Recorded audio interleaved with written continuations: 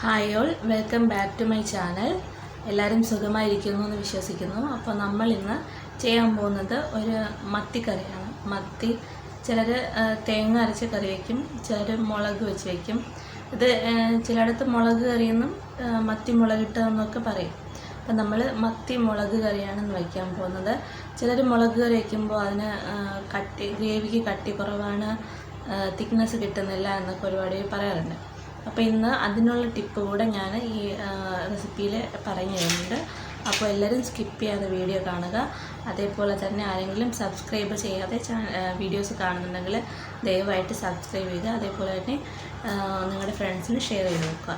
അപ്പോൾ നമുക്ക് സമയം കളയാൻ നേരെ വീഡിയോയിൽ പോകാം. അപ്പോൾ നമുക്ക് കറി ഉണ്ടാക്കാൻ വേണ്ട സാധനങ്ങൾ: തക്കാളി, പകുതി സവാള കട്ട് ചെയ്തത്, കറിവേപ്പില കറിക്ക് ആവശ്യമുള്ളത്, അതേപോലെ തന്നെ ആവശ്യത്തിന് ഇഞ്ചി വെളുത്തുള്ളി അരിഞ്ഞെടുത്തതാണ്. പിന്നെ നമുക്ക് വേണ്ടത് കുടംപുളി നല്ല വൃത്തിയായിട്ട് കഴുകിയെടുത്തതാണ്.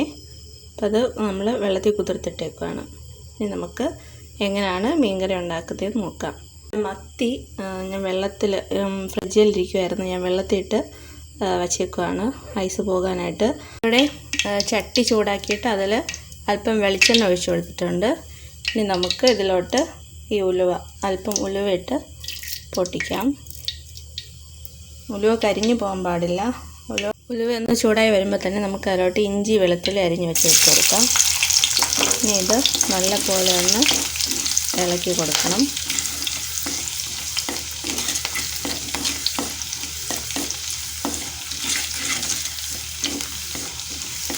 ഇതിൻ്റെ പച്ചമണം മാറി ഒന്ന് മൂത്ത് വരുന്ന വരെ ഒന്ന് ഇളക്കി കൊടുക്കണം. നമുക്ക് അതുവരെ ഒന്ന് വെയിറ്റ് ചെയ്യാം. ഇപ്പോൾ ഇഞ്ചി വെളുത്തുള്ളിയൊക്കെ ചെറുതായിട്ടൊന്ന് നിറം മാറി വന്നിട്ടുണ്ട്. ഇനി നമുക്കിതിലോട്ട് സവാള അരിഞ്ഞു വെച്ചിട്ട് കൊടുക്കാം.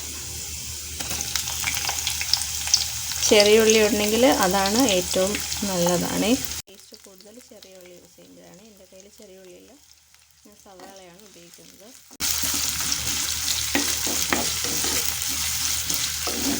ഇനി അത് നമുക്ക് നന്നായിട്ടൊന്ന് ഇളക്കി കൊടുക്കാം.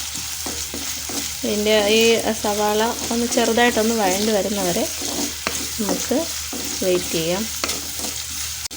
ഇപ്പോൾ സാധാരണ ചേട്ടൻ രാവിലെ ഞാൻ 7 മണിയാകുമ്പം ഞാൻ ഡ്യൂട്ടിക്ക് പോകും. അപ്പോൾ ചേട്ടൻ ജോലിക്ക് പോകുന്നതിന് മുന്നേ രാവിലെ ചന്തയിൽ പോയി മീൻ മേടിച്ച് ഫ്രിഡ്ജിൽ വെച്ചിട്ടാണ് പോകാറ്. ഞാൻ വന്ന ശേഷമാണ് അതൊക്കെ ക്ലീൻ ചെയ്ത് കറി വയ്ക്കുന്നത്. അങ്ങനെ ഇന്ന് മത്തിയാണ് ചേട്ടൻ വാങ്ങിച്ച് ഫ്രിഡ്ജിൽ വെച്ചിട്ട് പോയത്. അപ്പം ഞാൻ ഡ്യൂട്ടി കഴിഞ്ഞ് വന്നു.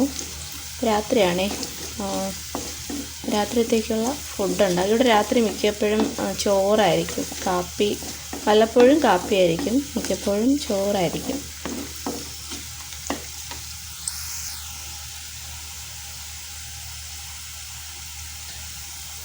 ഇപ്പോൾ സവോള ചെറുതായിട്ട് ഒന്ന് വാടി വന്നിട്ടുണ്ട്. ഇത്ര മതിയാവും. ഇനിയും നമുക്കിതിലോട്ട് പൊടികൾ ചേർത്ത് കൊടുക്കാം. അതിന് മുന്നേ തീ ഒന്ന് നല്ലപോലെ കുറച്ച് വയ്ക്കണം, ലോ ഫ്ലെയിമിൽ വയ്ക്കണം. ഇനി നമുക്ക് പൊടികൾ ഓരോന്നും ആഡ് ചെയ്ത് കൊടുക്കാം. ആദ്യം മഞ്ഞൾപ്പൊടി ആവശ്യത്തിന്, നിങ്ങളുടെ ആവശ്യാനുസരണം എടുക്കണം. മല്ലിപ്പൊടി മീൻകറിക്ക് എപ്പോഴും വളരെ കുറച്ച് എടുക്കാവൂ. മുളക് പൊടിയാണ് കൂടുതൽ എടുക്കേണ്ടത്. ഇവിടെ വളരെ കുറച്ച് മാത്രം മല്ലിപ്പൊടി എടുത്തിട്ടുള്ളേ. ഇനി അടുത്ത് മുളക് പൊടി കൂടുതൽ എടുക്കണം. മുളക് പൊടി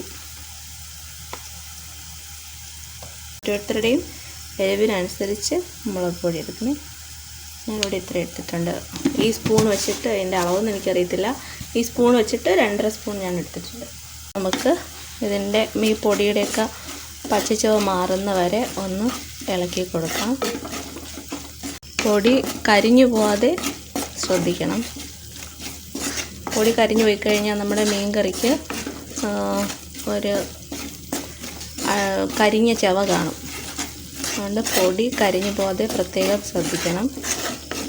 എന്നാൽ നന്നായിട്ട് അതിൻ്റെ പച്ച ചവ ഒന്ന് മാറുകയും വേണം. ഈ പൊടി മൂക്കുമ്പോൾ നല്ലൊരു മണം വരും. അപ്പോഴത്തേക്കും നമ്മൾ പൊടി ചൂടാക്കുന്നത് നിർത്തണം. എന്നിട്ട് അതിൽ തക്കാളി ആഡ് ചെയ്ത് കൊടുക്കണം. അപ്പോൾ നമ്മുടെ പൊടി ആവശ്യത്തിന് മൂത്ത് വന്നിട്ടുണ്ട്. ഇനി ഇതിലോട്ട് നമുക്ക് തക്കാളി ആഡ് ചെയ്ത് കൊടുക്കാം. നേരത്തെ കട്ട് ചെയ്ത് വെച്ചിരുന്ന തക്കാളി ആഡ് ചെയ്ത് കൊടുക്കുകയാണേ. നമുക്ക് നന്നായിട്ടൊന്ന് ഇളക്കി കൊടുക്കാം. ഇനി ഈ തക്കാളി ഒന്ന് വെന്ത് വരുന്നവരെ നമുക്കൊന്ന് അടച്ച് വെച്ച് വേവിക്കാം.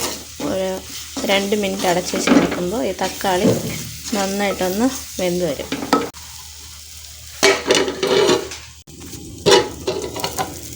ഇവിടെ നമ്മുടെ തക്കാളി വെന്ത് അതിങ്ങനെ കുത്തുമ്പോൾ നന്നായിട്ട് ഉടഞ്ഞു വരും.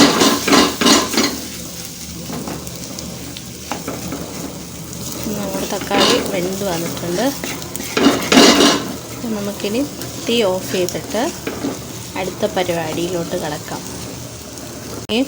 ഈ ഇത് ഒന്ന് തണുക്കണം, ഈ കൂട്ടൊന്ന് തണുക്കണം. തണുത്ത ശേഷമാണ് ഇനി ബാക്കി പരിപാടി നമ്മൾ ചെയ്യുന്നത്. അപ്പോൾ ഇതൊന്ന് തണുക്കട്ടെ. അപ്പോഴത്തേക്കും ഞാൻ മീൻ ക്ലീൻ ചെയ്തെടുത്തിട്ട് വരാം.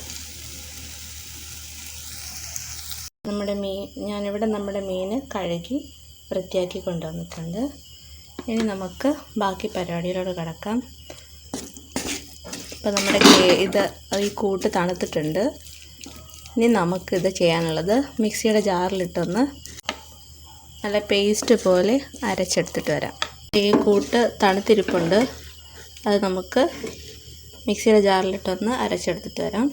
അപ്പം ഞാനിത് മിക്സിയുടെ ജാറിലോട്ട് മാറ്റുവാണേ. നല്ല പേസ്റ്റായിട്ട് അരച്ചെടുക്കണം. ചെറിയൊരു ചൂട് നിപ്പുണ്ട്.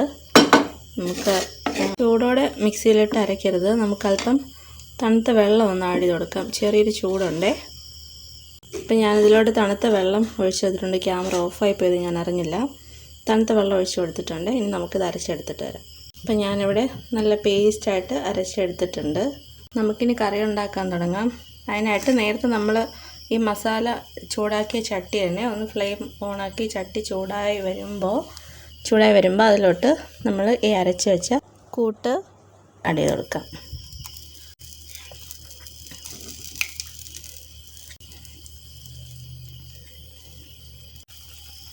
നമുക്കിത് ഇളക്കി കൊടുക്കാം.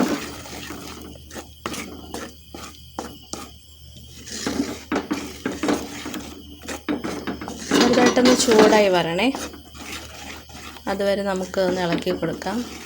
ചട്ടിയിൽ ഞാനങ്ങനെ സ്റ്റീലിൻ്റെ തവി ഉപയോഗിക്കാറില്ല കേട്ടോ, തടിയുടെയാണ്. എനിക്ക് വേറൊരു മൺചട്ടി ഉണ്ട്. ഞാൻ ഇടയ്ക്ക് ബീഫ് കറി വെച്ച മൺചട്ടി, അതിൽ ഞാൻ സ്റ്റീലിൻ്റെതാണ്. കാരണം എനിക്ക് ആ സമയത്ത് അറിയത്തില്ലായിരുന്നു ഇങ്ങനെ ഈ സ്റ്റീലിൻ്റെ സ്പൂണ് ഉപയോഗിക്കാൻ പാടില്ല എന്നുള്ളത്. അതുകൊണ്ട് ഓൾറെഡി ആ ചട്ടി സ്ക്രാച്ച് ആയതുകൊണ്ട് ഞാൻ അതിൽ സ്റ്റീലിൻ്റെ സ്പൂൺ ഉപയോഗിക്കാറുണ്ട്. ഇതിൽ ഞാനിതുവരെയും സ്റ്റീലിൻ്റെ സ്പൂണിൽ തടി സ്പൂണാണ് കേട്ടോ. പക്ഷേ ആ ചട്ടിയിൽ അതുകൊണ്ട് തന്നെ നമ്മൾ എന്തെങ്കിലും ചെയ്താലും അടിയിൽ പിടിക്കും. പക്ഷേ ഇത് അടിയിൽ പിടിക്കത്തില്ല. കാരണം ഇതിൽ ഞാൻ തുടക്കം തൊട്ടേ ഈ തടിയുടെ സ്പൂണാണ് യൂസ് ചെയ്യുന്നത്. ഒട്ടും തന്നെ നമുക്ക് ഇത് അടി പിടിക്കരുതെന്ന് കാണുമ്പോൾ മനസ്സിലാവുന്നുണ്ടായിരിക്കും. നോൺ സ്റ്റിക്ക് പോലെ തന്നെ നല്ല സുഖമായിട്ട് നമുക്ക് എല്ലാം ചെയ്യാൻ പറ്റും. ഒട്ടും അടി പിടിക്കത്തില്ല. അപ്പോൾ നമുക്കിനി ഇതിലോട്ട് നേരത്തെ കുതിർത്ത് വെച്ചിരുന്ന കുടംപുളി ആ വെള്ളവും ചേർത്ത് കൊടുക്കാം.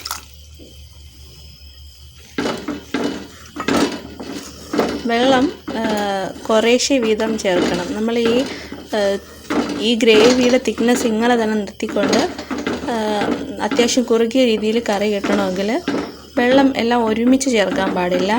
കുറേശ്ശെ ചേർത്ത് ഒരു തിക്ക് ഗ്രേവി ആണ് എന്ന് കൺഫേം ആയ ശേഷമേ അതിലോട്ട് മീനിടാവും. മീൻ ഇട്ട് വെന്ത് വരുമ്പോൾ കുറച്ചും കൂടെ ഒന്ന് കറി കുറുകി കിട്ടും.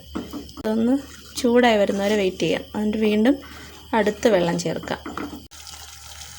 അപ്പോൾ ഇതിവിടെ നന്നായിട്ട് ചൂടായി വന്നിട്ടുണ്ട്. ഇനി നമുക്കിതിലോട്ട് നമ്മൾ നേരത്തെ കൂട്ട് അരച്ചില്ലേ, ആ ജാറ് ഒന്ന് അതിലോട്ട് വെള്ളം ഒഴിച്ചിട്ട് ആ വെള്ളം ഇതിലോട്ടൊന്ന് ആഡ് ചെയ്ത് വെക്കാം.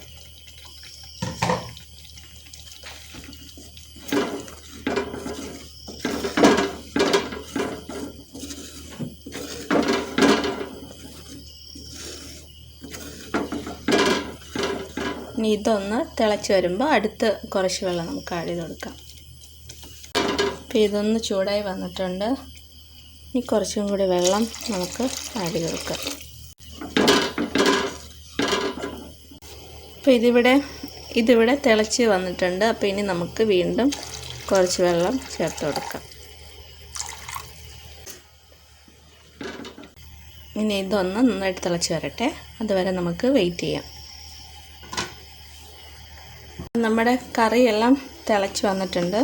ഇനി നമുക്ക് മീൻ കഷ്ണങ്ങൾ ആഡ് ചെയ്ത് കൊടുക്കാം. കുറച്ച് കറിവേപ്പില ചേർത്ത് കൊടുക്കാം. ഇനി ആവശ്യത്തിന് ഉപ്പും കൂടെ ചേർത്ത് നമുക്കിതൊന്ന് ഇളക്കിയെടുക്കാം.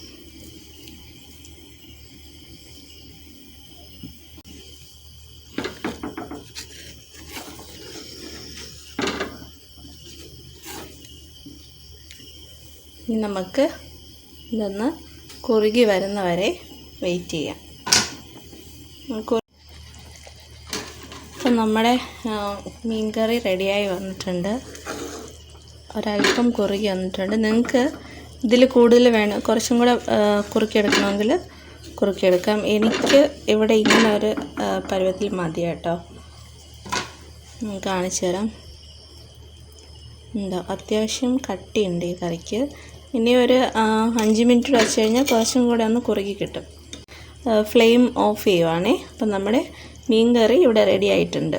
അപ്പം നമുക്ക് അടുത്ത വീഡിയോ ആയിട്ട് വീണ്ടും കാണുന്നത് വരെ ബൈ.